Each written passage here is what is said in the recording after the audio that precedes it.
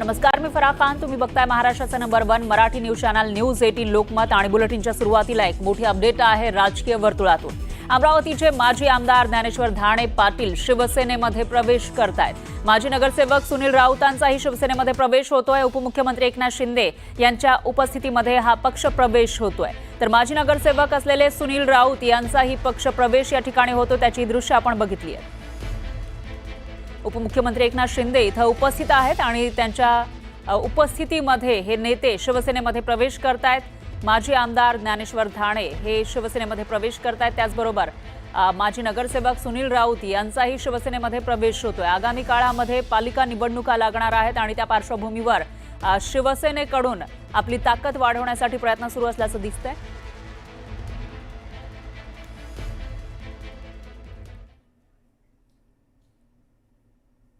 आयुष्यामध्ये सोन्याचे दिवस आणण्याचा मात्र प्रयत्न आपला आणि म्हणून ही वाटचाल. स्वागत. आपण विश्वास दाखवला, आपलं स्वागत. आणि जो विश्वास दाखवलेला आहे तो विश्वास सार्थ करण्याचं काम शिवसेना करेल. मी स्वतः आपल्या सोबत आहे, आपल्या बरोबर आलेल्या सर्वांच्या सोबत आहे. जे पुढे आपण लोक जी काही तुम्ही यादी बनवलेली आहे तेही लोक लवकर येतील आणि त्या भागामध्ये अमरावतीमध्ये शिवसेना मजबूत होईल, ताकदवान होईल. आणि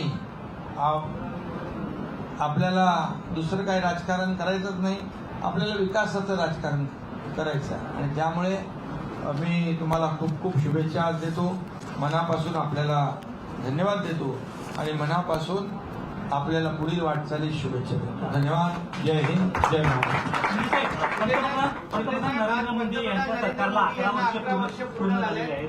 त्यांच्या कामाचं मूल्यांकन नेमकं तुम्ही कसं करता? कारण 11 वर्ष आज पंतप्रधान नरेंद्र मोदी यांना पूर्ण झालेले आहे.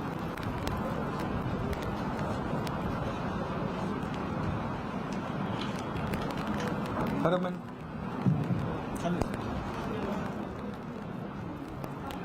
या देशाचे प्रधानमंत्री नरेंद्र मोदीजी त्यांच्या कारभाराला, एनडीए सरकारला 11 वर्ष पूर्ण होत आहे आणि मोदीजींच्या प्रधानमंत्री पदाला 11 वर्ष पूर्ण होत आहे. मी त्यांचं मनापासून अभिनंदन करतो, मनापासून त्यांना शुभेच्छा देतो.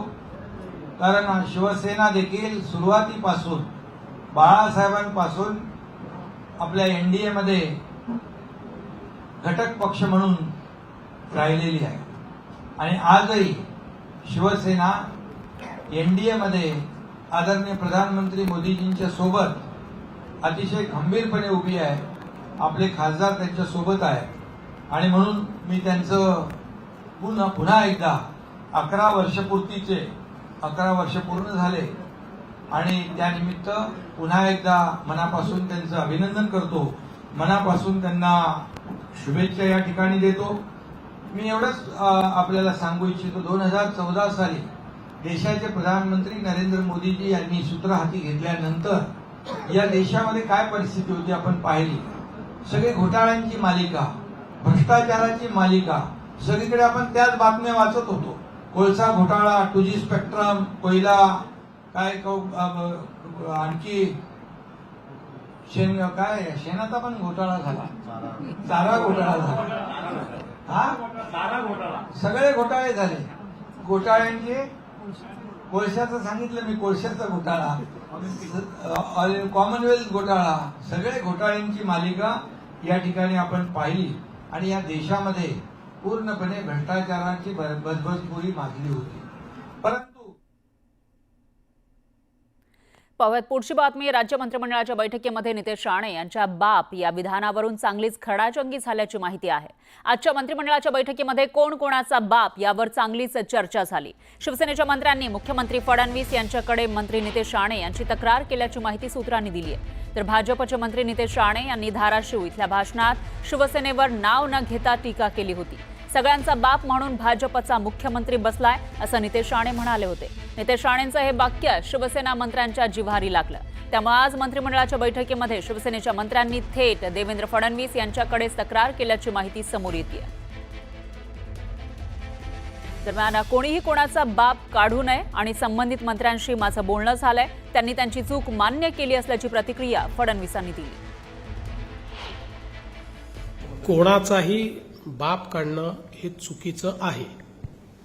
त्यामुळे मी देखील संबंधित मंत्र्यांशी चर्चा केलेली आहे.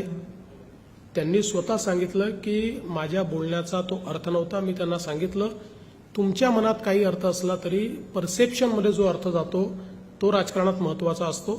त्यामुळे अशा प्रकारे बोलणं योग्य नाही आहे. त्यांनीही ते मान्य केलेलं आहे.